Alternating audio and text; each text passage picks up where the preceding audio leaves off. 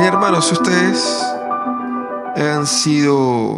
han puesto atención en nuestra serie de mensajes que hemos tenido en los últimos tiempos. Se han dado cuenta que nosotros estamos hablando sobre varias formas en las que el Evangelio debe aplicarse a nuestras vidas.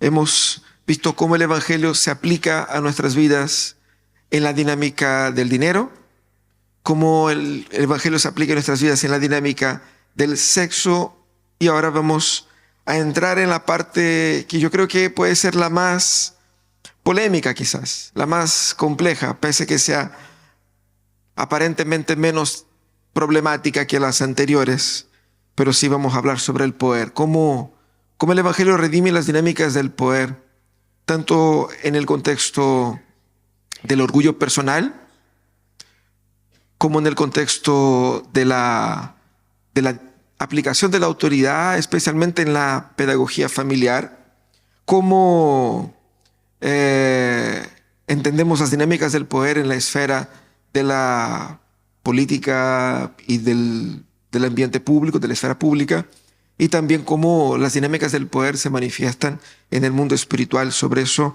es lo que conversaremos en esa mañana. Nuestro primer tema es el orgullo. Ustedes saben que el orgullo es un tema que estamos de acuerdo todos que está mal, ¿cierto? Así que, ok, con eso estamos. No creo que hay cualquier persona que haya dicho, no, yo creo que tengo mis reservas con eso. No, sabemos que el orgullo es un tema complicado y de los tres, dinero, sexo y poder, el poder es la parte de nuestra vida donde es más difícil de aplicar el Evangelio. Porque al principio parece que todos estamos de acuerdo que está mal en ser orgulloso. Pero el orgullo es considerado como el peor pecado de todos. Mira lo que dice C.S. Lewis. C.S. Lewis dice, según los maestros cristianos, el vicio esencial, el mal más terrible es el orgullo. La falta de castidad, la ira, la codicia, la ebriedad, todas esas cosas son tales meros pecadillos en comparación. Fue a través del orgullo como el demonio se convirtió en demonio. El orgullo conduce a todos los demás vicios. Es el estado mental completamente anti Dios. El verdadero estado mental anti Dios en nuestras cabezas. Ahora, si el orgullo es tan terrible, ¿qué es lo que la Biblia dice con relación a eso? La Biblia dice muchas cosas con relación a eso, y Jesucristo también habla mucho con relación al problema que es el orgullo en la vida humana. Pero hay una parábola en especial en la que Jesucristo, en esa parábola, mostrando por medio de la comparación entre dos personas, Él nos enseña un poco cómo nosotros debemos cuidarnos del orgullo de nuestras vidas personales. Esa parábola está ahí en Lucas, el capítulo 18, de los versículos 9 al 14. Vamos a leer todos juntos, a una sola voz, ese texto que está proyectado ahí. Leamos. Algunos que confiando en sí mismos se creían justos y que despreciaban a los demás. Jesús les contó esta parábola. Dos hombres subieron al púlpito. Uno era fariseo y otro recaudador de impuestos. El fariseo, puesto en pie y a solas, oraba. Oh Dios, doy gracias porque no soy como estos hombres, ladrones y malhechores, adúlteros, ni como este recaudador de impuestos. Ayuno 2 veces a la semana y doy la 10ª parte todo lo que recibo. En cambio, el recaudador de impuestos, que se había quedado hacia la distancia, siquiera se atrevía a alzar la vista al cielo, sino que se golpeaba el pecho y decía, oh Dios, ten compasión de mí, que soy pecador. Les digo que este y no aquel volvió a su casa justificado de Dios, pues todo el que a sí mismo se enaltece será humillado, será exaltado. Muy interesante esa parábola, porque en esa parábola Jesús, interesantemente, irónicamente, Jesús utiliza la comparación para confrontar el orgullo que está muchas veces enmarcado en la propia comparación, como vimos en la oración del fariseo. En esa parábola es hermosa porque Lucas aquí deja explícito a quién va dirigido. El texto dice, bien al inicio, algunas personas que confiando en sí mismos, agrandados, no existía esa palabra quizás, pero había mucha gente agrandada ahí y Jesús entonces se le dirige. Jesús dirigió esa parábola para esas personas. Lo que muestra que Jesús, cuando habla del tema del orgullo, no lo tira así como suavemente, por si acaso, a quién le puede interesar, sino que Jesús dio en el clavo directamente. Esa parábola es, como dije, comparativa, pero también esa parábola juega con conceptos que son preestablecidos en la cabeza de la gente de la época, así como puede ser en nuestros días.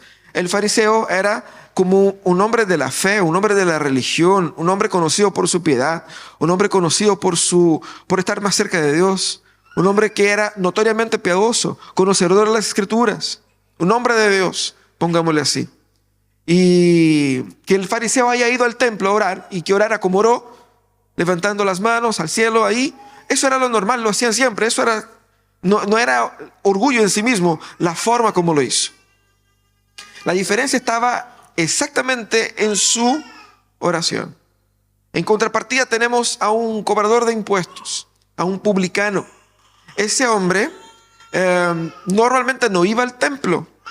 Eran personas que estaban al margen de la religión, personas que no compartían y que eran segregados de la fe, porque ellos estaban sirviendo a Roma, un poder impuesto sobre los judíos, y por lo tanto era un traidor de la patria.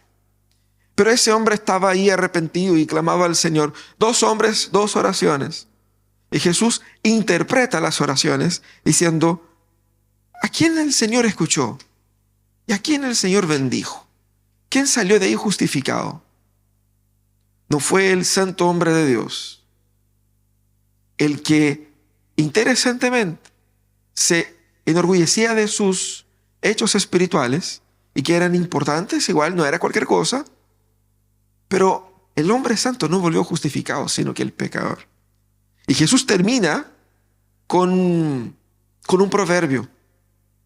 Jesús termina con una aplicación diciendo, el que a sí mismo se enaltece será humillado, el que se humilla será enaltecido. Mostrando que en ese caso, la enseñanza de Jesús fuera absolutamente clara. Ustedes saben que hay muchas parábolas de Jesús. Y hay parábolas donde los mismos discípulos decían a Jesús, Jesús, ¿qué significa eso? No entendí nada.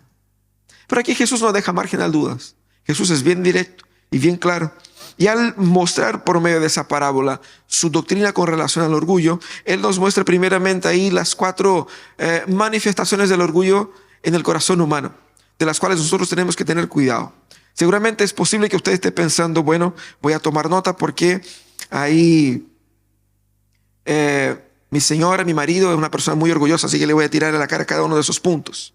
O mi jefe el día de mañana, cuando manifieste algo de eso, le voy a decir. Pero es importante que veamos esas manifestaciones naciendo primeramente en nuestro propio corazón, porque son muy comunes. Y ese es el problema del orgullo.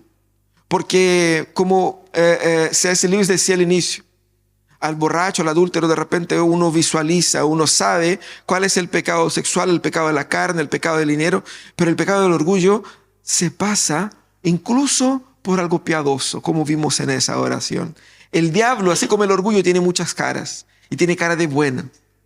Por eso tenemos que tener cuidado con las 4 manifestaciones que tiene el orgullo. La primera es el problema de la comparación. El orgullo es esencialmente comparativo. En el fondo uno siente, yo no soy como otros. Y hay en el fondo una sensación de supuesta superioridad en relación a otros. Y eso es como hacía este hombre. Él oraba y decía, te alabo, Señor, porque yo no soy como estos unos. Yo soy mejor. Y él oraba no a Dios, sino que a sí mismo. Pese a dirigir a Dios su palabra, él estaba hablando de sí a sí.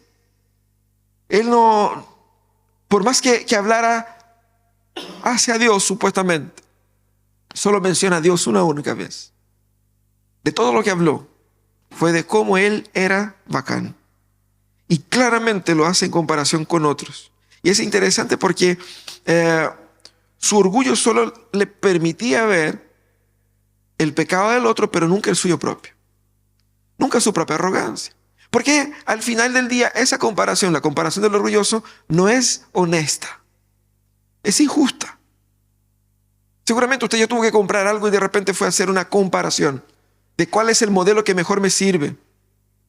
Pero no tiene sentido comparar lo bueno de uno con lo malo de otro. Tengo que comparar lo bueno de ambos y lo malo de ambos. Es una comparación honesta. Aquí tenemos una comparación deshonesta. Yo hago una lista de todo lo malo de otro y todo lo bueno mío. Mira cómo soy bacán. Eso es lo que instintivamente el orgulloso hace. Y el orgullo es esencialmente comparativo porque es competitivo. No es que me gustó tu polera y voy a comprar una igual.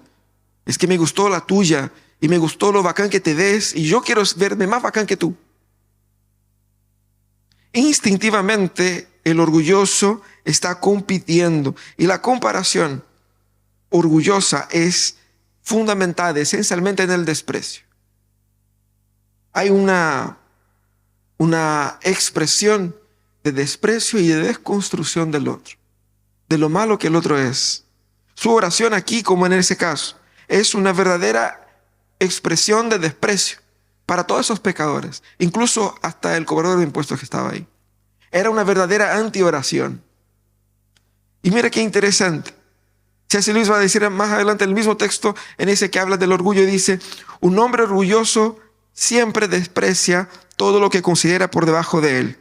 Y, naturalmente, mientras se desprecia lo que considera por debajo de uno, no es posible apreciar lo que está por encima. Por lo tanto, el orgulloso no puede apreciar a Dios.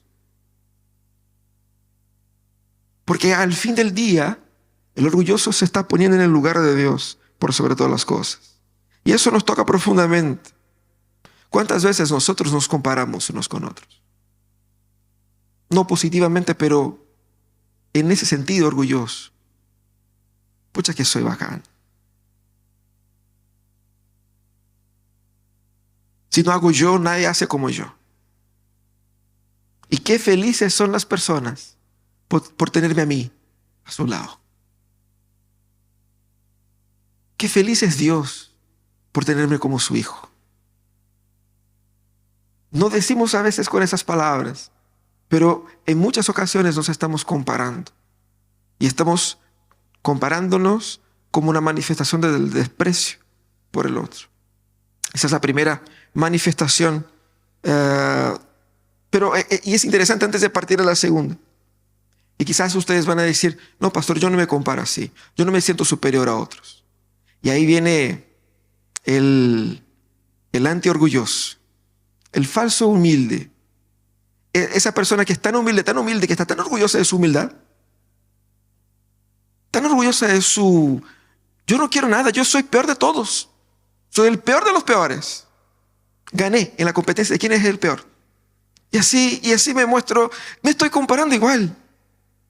Ese tirarse extremadamente más abajo es una forma de poder buscar un valor por medio de mi reajuste moral. Soy más humilde. Mira cómo yo soy más humilde que otros. Yo no caigo en esos pecados como otros que son ahí comunes y corrientes. La comparación es un problema, pero el problema 2 es el problema del aislamiento. El orgullo es esencialmente un pecado que te conduce al aislamiento. Porque esa tentación de pensar: yo me arreglo solo, yo me resuelvo solo, yo soy autosuficiente, nadie está como que a nivel de ayudarme con lo que yo necesito. Y es eso que él oraba acá. En su oración, toda ella está en primera persona. Yo soy. Yo soy esto, yo hago esto, yo. Y el orgullo nos instala en el centro del universo, en el centro del mundo, y nos separa de todos los demás. Nos pone en un lugar donde no compartimos espacio con otros. Y el orgullo es esencialmente antigregario. Porque usted puede ver, la gente se junta para cometer todo tipo de pecado, ¿no es verdad? Para robar, para mentir, incluso para pelar. Porque obviamente pelar es mejor en compañía de otros, ¿no es verdad? Pero nadie se junta a otros así como que seamos orgullosos juntos. ¿Se han dado cuenta? Que el orgullo nunca se comparte, es siempre aisladamente, es siempre en su corazón, es siempre en su privacidad. Yo puedo hacer notar mi orgullo, pero nunca practicarlo en conjunto con otros. Porque él siempre existe a las costas de otra persona. Siempre yo tengo que ser el mejor. Por eso me aísla. Pero fíjate que ese aislamiento no es total o no es real, porque el orgullo siempre necesita del otro. ¿Por qué? Porque se estaba comparando. Yo necesito que el otro exista para que se note cómo soy mejor que él. No es que sea bueno. El punto no es que sea bueno. Yo tengo que ser mejor que otros. Esa es la clave. Hacer notar mi superioridad. No puedo hacer notar mi superioridad mientras no tengo la base de comparación. Tiene que existir personas pobres y miserables y pecadores para que yo me sienta mejor. Seguramente usted en una sala de clase sacó ahí una prueba, una nota baja, pero se sintió bien porque tus compañeros sacaron una nota peor que la tuya. Ay, fue mal, fue pésimo, pero no fue la peor nota. Así que me siento bien. Mira cómo el aislamiento a veces no es una cosa tan real, tan concreta, pero es una postura que al aislarme de otros, demuestro de cierta manera un poco de mi aurea, de cómo soy especial, cómo soy único, de cómo soy un individuo donde Dios tocó con la mano, así, ¡pum! Es algo que tengo yo nomás. Y ese sentir nos pone en un lugar de soledad. Y eso es muy común en nosotros. Muchas veces nosotros creemos que para que seamos validados y nos sintamos importantes como personas, tenemos que ser únicos, tenemos que ser especiales. Decimos a los niños, tú eres único, tú eres especial, eres maravilloso. No, no eres. No somos. Nos gusta decir y pensar que somos. No somos y está bien. Está bien no serlo. Porque el ser especial, único, Él está solo. Y lo más hermoso es que el único y verdadero ser que es único, especial, que es Dios, no está solo. Incluso Dios subsiste en 3 personas. Pero el orgulloso no. El orgulloso no puede dividir su gloria con ninguna persona. Y nosotros demostramos eso, ese aislamiento. Por ejemplo, cuando rechazamos la comunidad, yo con Dios está bien. Rechacemos el discipulado porque ¿qué me van a enseñar? ¿Qué voy a aprender ahí? No, si yo conmigo mismo, yo estoy acá y aquí me lo veo.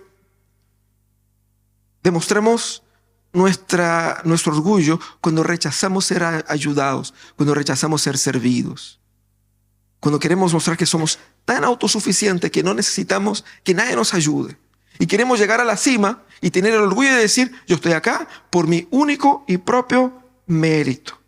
Y esa es la 4ª manifestación del orgullo: mérito. El orgulloso siempre está contando sus billetes. ¿Cuánto tengo? Qué bueno he sido. Y es interesante porque el fariseo hace exactamente eso. Te alabo, Señor, porque no soy como estos. Mira lo que yo hago. Mira cómo ayuno. Mira cómo yo ofrendo y diezmo. Mira mi devoción. Él hace ese recuente de sus buenas obras aquí. Y es interesante porque para el orgulloso no le cuesta absolutamente nada hacer un recuento de las cosas buenas que hace. Le sale. Se está conversando sobre, qué sé yo, fútbol. Y la persona dice, no, porque yo soy tan bacán jugando a esto. Es como de la nada, gratis, ¿no? Quizás no lo hace verbalmente o no se expresa ante otros, pero en su cabeza uno lo está memorizando o repasando todas las cosas buenas que ha hecho, como que para merecer estar donde está.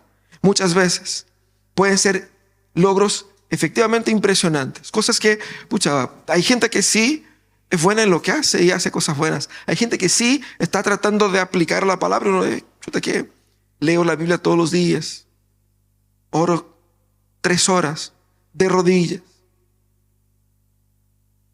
y ayuno 4 o 5 veces, 40 días de oración y ayuno, 41 días más que Jesús. Y empezamos a sacar la cuenta, ¿no?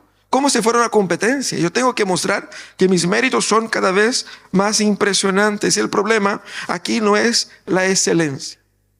No es que esté mal orar, ayunar y hacer lo que él describe acá. El problema no es ese. El problema es cómo yo interpreto las cosas buenas que hago para Dios. Como que diciendo, mira, Señor, tú debieras estar muy orgulloso de mí. Qué buen hijo tienes. Seguro que los maridos acá han dicho a su esposa, usted debiera estar muy orgullosa de mí como marido. Qué tremendo marido tienes. O quizás tus hijos. El corazón del orgulloso de cierta manera está contando sus logros para poder validarse. Porque el ayuno y el diezmo no son condenados acá. Pero el ayuno y el diezmo, o sea, la piedad, aquí fue quitada de su propósito original. Porque todo eso era para moldear el corazón, para quebrantar el corazón. Pero en vez de quebrantar mi corazón, hizo con que mi corazón se agrandara. Y yo transformé la bendición del Señor en un pecado. Y el orgullo hace exactamente eso. Transforma la bendición de Dios en algo que te condena.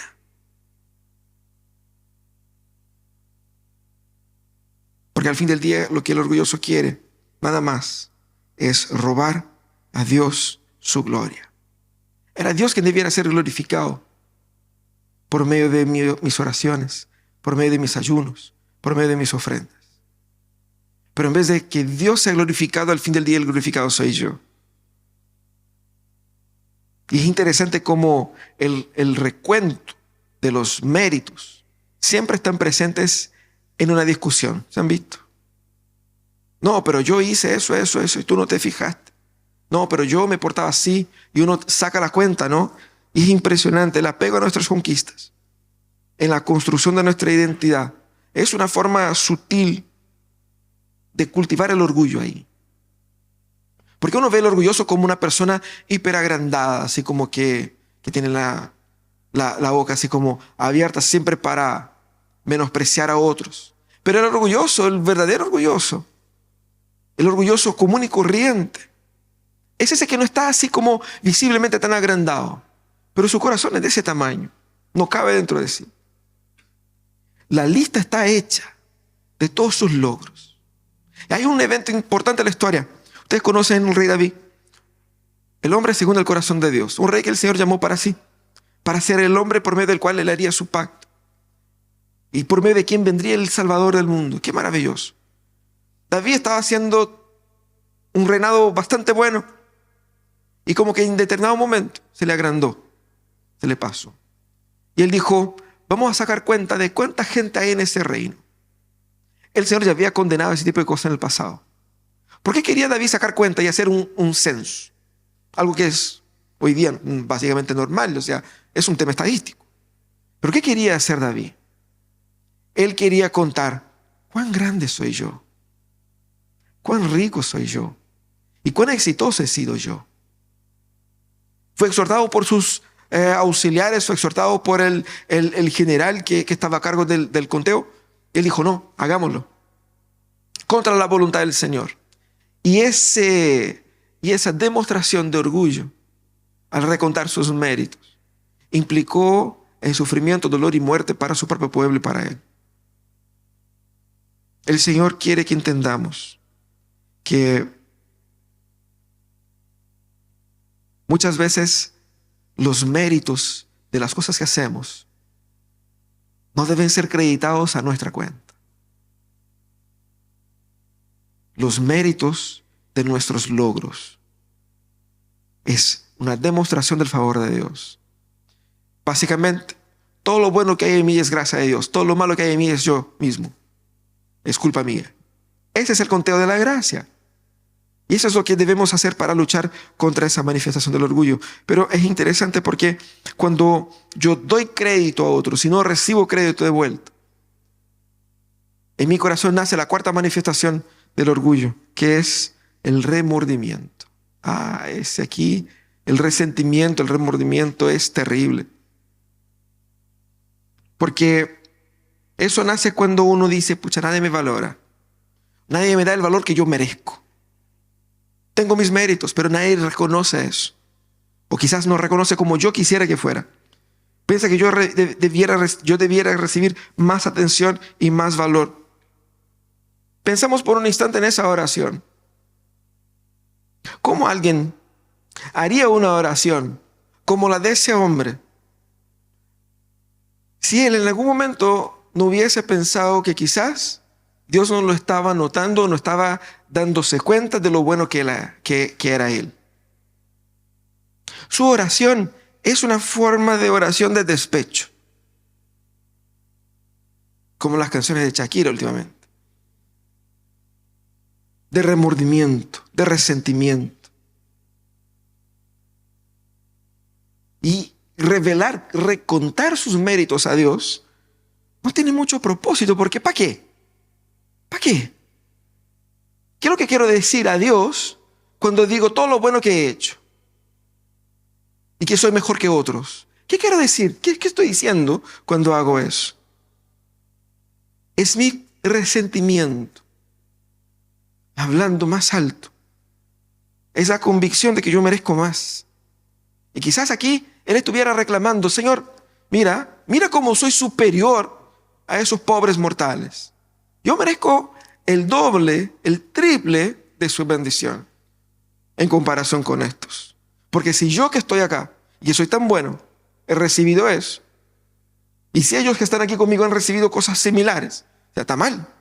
Tenemos que repensar ahí la manera como el Señor distribuye sus bendiciones. Es interesante porque el resentimiento es mortal y es muy común, pero es mortífero. ¿Por qué? Porque el orgulloso es como él en sí mismo se siente como un Dios, y todos los que están desafiándolo merecen la muerte. Y es por eso que el resentimiento produce odio en el corazón, enojo, dolor, frustración. Y uno tiene de verdad ganas de que el otro desaparezca, de que el otro sea humillado. No humillado por humillación, sino que humillado con una doble, triple humillación, para que aprenda a nunca más despreciar a uno. Y eso pasa tantas veces. Estás trabajando en tu lugar de trabajo y haciéndolo todo bien, y de la nada te echan por cualquier tontera, y usted piensa, esa empresa sin mí se va a la quiebra. Y uno hincha para que vaya. Uno hincha para que sufran la gente que yo dejé ahí, que vaya mal, para que no funcione, para que vean que sin mí no pueden funcionar. Resentimiento, orgullo. Pero el resentimiento mata primero a uno antes de matar al otro. Antes de matar a la persona con la cual tenemos la rencilla, el problema, mata primero a mí. Mata mis ganas de hacer el bien, porque hace generar en mi corazón todo tipo de malos deseos. Y es interesante porque cuando yo alimento ese tipo de pensamiento, cuando yo ya no esté, ustedes van a ver. No sé si eso pasa aquí en Chile, pero es común en Brasil las mamás decir eso a los hijos. Cuando ya no esté, ustedes van a ver cuán difícil es. Y uno Ya he escuchado eso en más de una ocasión. ¿Y cuántas veces nosotros hemos deseado mal a otros? Simplemente porque no hemos sentido reconocidos. Vivimos en una época donde las personas están cada vez más sensibles a cualquier tipo de feedback. Si no le da el feedback que deseas, si de repente no tengo los likes que me gustaría en mi publicación, si no tengo una respuesta positiva, si no tengo el alabo de la gente, me resiento de ellos. Mis desgraciados no valoran mi esfuerzo, mi trabajo, no valoran lo que hago por ti. Y eso pasa mucho en el trabajo, en la familia, en la sociedad, en la iglesia. Cuidado con las raíces del resentimiento en nuestros corazones. Muchas veces acumulamos resentimientos en una cuenta, en un librito. Un día me pagarás y lo dejo anotado. Ahí lo dejo. Y voy acumulando, juntando resentimientos. Hasta que un día, cuando algo piola pasa y la persona explota de la nada. Y cuando explota viene la lista. Tal día me hiciste tal cosa. 1993, 25 de marzo, ¿usted se acuerda? Sí, usted me miró mal, no me saludó. Yo le ayudé, te hice un favor. Y cuando yo necesité, no me ayudaste. O sea, no era un favor, era un intercambio y lo estaba vendiendo. Te vendo un favor hoy día para cobrarlo mañana. El orgulloso y resentido. Y eso es lo que vemos aquí en las Escrituras. Pero lo más interesante de esto es que Jesucristo no deja el orgullo ahí simplemente como una descripción externa de eso. Jesucristo trae para nosotros la cura para el orgullo. ¿Cuál es la cura para el orgullo? Primero debemos entender que el orgullo nos aleja de Dios. El orgullo nos aleja de Dios. Pero Dios se acerca al que tiene el corazón humilde. Eso es lo que nos dice ahí las Escrituras. Que el que se acerca ahí, el que tenía menos mérito, el que tenía menos derecho a estar en la presencia de Dios, era el cobrador de impuestos. Y él, clamando al Señor, él no solamente buscaba estar cerca del Señor, pero el Señor efectivamente se le acercó a él. Eso es lo que aprendemos ahí en los Salmos, Salmo 34, 18, que dice que el Señor está cerca de los quebrantados de corazón y salva a los de espíritu abatido. El orgulloso quiere acercarse a Dios porque cree que tiene el derecho a, por sus logros y sus méritos. Pero el Señor rechaza. Santiago va a decir que Dios se opone a los orgullosos. Dios es enemigo del orgulloso, pero da gracia a los humildes. ¿Cómo puedo acercarme a Dios si no es con un corazón quebrantado y humillado? Y tengo que reconocer que, como la palabra dice, si es quebrantado, es doloroso. Porque al ser quebrantado, seré confrontado con algo que yo pensaba que era y no soy. Me daré cuenta que no soy tan bacán, que no soy tan bueno, que no soy santo como yo pensaba, que no soy ese buen marido que yo me imaginaba, ese buen hijo, ese buen funcionario. Y me daré cuenta que de verdad es posible que me hayan echado por ser un pésimo funcionario, o que los reclamos de mi esposa tienen razón. Por más que la gente cree que la mujer siempre tiene razón, no, por algo será. Y a lo mejor sí lo tiene, no es cosa de mi cabeza. Y a lo mejor me va mal porque yo estoy haciendo mal las cosas. Y tengo que ser honesto conmigo mismo y reconocer mi miseria, reconocer mi pecado y quebrantarme delante del Señor. Porque solamente cuando mi corazón es quebrantado delante del Señor, es que el Señor me escucha. Cuando yo me creo más que soy, el Señor se opone a mí. Es interesante porque el orgullo no solamente te aleja de Dios, pero el orgullo también te aleja de las bendiciones de Dios. Y es por eso que Jesucristo dijo, ¿quién descendió? ¿Quién regresó a su casa justificado en aquel día?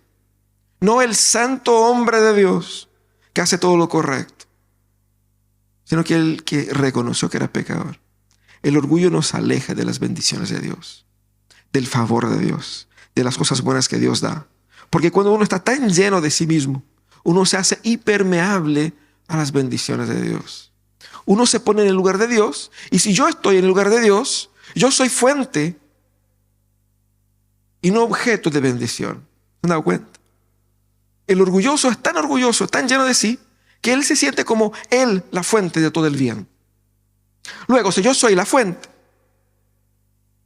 no soy el que recibe, pero si yo soy el miserable, yo soy el que necesita las bendiciones de Dios. De manera que es exactamente el orgulloso un instrumento no de compartir gracia y favor, pero al creerse tener, sin tenerlo, se pone en una situación terrible, porque se cree teniendo las bendiciones de Dios y no las tiene. Y además de eso, no las vas a recibir. Y eso es lo que nosotros debemos entender, lo importante que es quebrantarnos delante del Señor, para que solamente aquellos que son quebrantados y humillados delante del Señor reciben del Señor su favor. Pero el orgulloso también, el orgullo te aleja también de los demás. El orgullo nos aleja de las personas.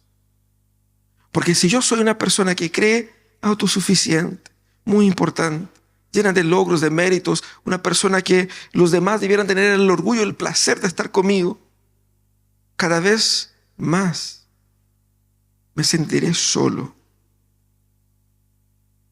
Y a veces es un elemento en el cual debemos cuestionar en nuestros corazones, porque a veces estamos tan aislados. ¿Por qué nos aislamos tanto? No es que las personas se alejarán de mí, yo me alejaré de las personas, porque siento que no las necesito. Pero a veces si mi orgullo es tan evidente, las personas también se alejarán de mí, porque no me soportarán. Porque vaya que todos estamos de acuerdo que un orgulloso es insoportable. Nadie quiere vivir con él o con ella. Nadie aguanta, nadie tiene paciencia con esa persona. El orgullo te aleja de las personas, pero el Evangelio en Cristo derrumba las barreras que nos separan. Mira lo que vemos acá. Un hombre que estaba apartado de la fe, un hombre que no pertenecía al club de los santos, que estaba apartado de Dios, fue acercado a Dios por medio de un corazón quebrantado. El que aparentemente no merecía estar ahí, fue acercado por Dios. Cristo derrumba las barreras que separan a las personas. Porque Cristo va a mostrar es que nadie es especial. Al mismo tiempo en que todos son especiales de cierto modo. Pero nadie es más especial que otros. Como decimos en la sociedad, todos somos iguales, pero hay unos que son más iguales que otros, ¿no? Decimos que eso está mal, pero a veces practicamos eso en nuestras vidas. Debemos ver la maravilla del favor del Señor, derrumbando las barreras que nos separan unos de otros, acercándonos unos a otros. Porque cuando nosotros sabemos lo mal que hemos hecho y lo malo que somos, podemos estar tranquilos porque sabemos que nada nos podrá ofender de verdad. El que sabe el tamaño de su pecado está protegido contra cualquier ofensa. Porque no hay nada que usted pueda decir contra mí que yo en mi corazón y en mi mente no haya hecho peor. Y yo sé. Y Dios sabe. Y yo sé que Dios sabe. Porque yo se lo dije. Yo lo confesé. Por lo tanto, cualquier ofensa, supuesta ofensa, ya no toca, ya no llega. Porque sí tiene razón, a lo mejor. O quizás no tiene razón en eso, pero si usted supiera de mí, lo que Dios sabe a mi respecto, tendría mejores garabatos como que para humillarme. Pero yo soy peor de lo que imaginas. El que tiene el corazón quebrantado es ese que puede amar sin esperar ser amado, porque él no está compitiendo. No está contando sus méritos. No está amándote por resentimiento, como que para ver cómo tú respondes a su amor y para ver si tú eres una persona que compensa tener una... No. El humillado no saca las cuentas. El que se humilla ante el Señor y recibe el amor del Señor, y ese amor es suficiente, Él entrega, como Jesús enseña ahí en Mateo. Ama sin esperar nada en cambio. ¿Por qué? Porque ya no lo necesita. Todo tiene en Cristo. ¿Cómo vencemos, hermanos, al orgullo en nuestras vidas? Santiago capítulo 4 va a decir: así que sométanse a Dios. Resistan al diablo y él huirá de ustedes. Pero acérquense a Dios y él se acercará a ustedes. Pecadores, límpiense las manos. Ustedes, los indecisos, purifiquen su corazón. Reconozcan sus miserias. Lloren y lamentense. Que la risa se convierta en llanto y su alegría en tristeza. Humíllense delante del Señor y él los exaltará. Necesitamos aprender la importancia de llorar, de sufrir, de quebrantarnos delante del Señor. Debemos orar constantemente, pidiendo que el Señor nos humille. Señor, póngame en mi lugar. Aterrízame. Ayúdame a entender mi dependencia, mi flaqueza, mi debilidad, mi miseria. Ese debe ser nuestra oración. El orgullo no es el pecado del otro, es el pecado mío, que está disfrazado de buenas obras, de buenas intenciones, que está disfrazado de un montón de cosas, pero que está ahí. Y uno dice: no, ese es mi temperamento. Ese es tu pecado, disfrazado de temperamento en ti. Está ahí. Y yo tengo que quebrantar mi corazón delante del Señor. ¿Cómo se vence el orgullo? Así. Comenzando buscando al Señor en el reconocimiento de nuestra miseria, de nuestro pecado. Reconoce que primeramente eres más orgulloso de lo que imaginas. Porque al inicio de ese mensaje podrías pensar: sí, yo soy más o menos así. Pero al final uno dice: no, soy mucho peor. Somos peores de lo que imaginamos. Tenemos que partir por ahí. Y en segundo lugar, debemos recordar que nadie te debe nada. A veces vivimos la vida como si el mundo nos debiera algo. Mi papá me debiera haber amado más. Mi jefe me debiera haber cuidado mejor y dado mejores pagos. Mi señora no me da el valor, mis hijos no me respetan. Nadie te... Chuta, qué triste su vida, ¿no? Parece una vida triste, pero es la vida de un orgulloso. Y quiere más, porque se siente que es más, pero no es. Nadie te debe nada, hermano.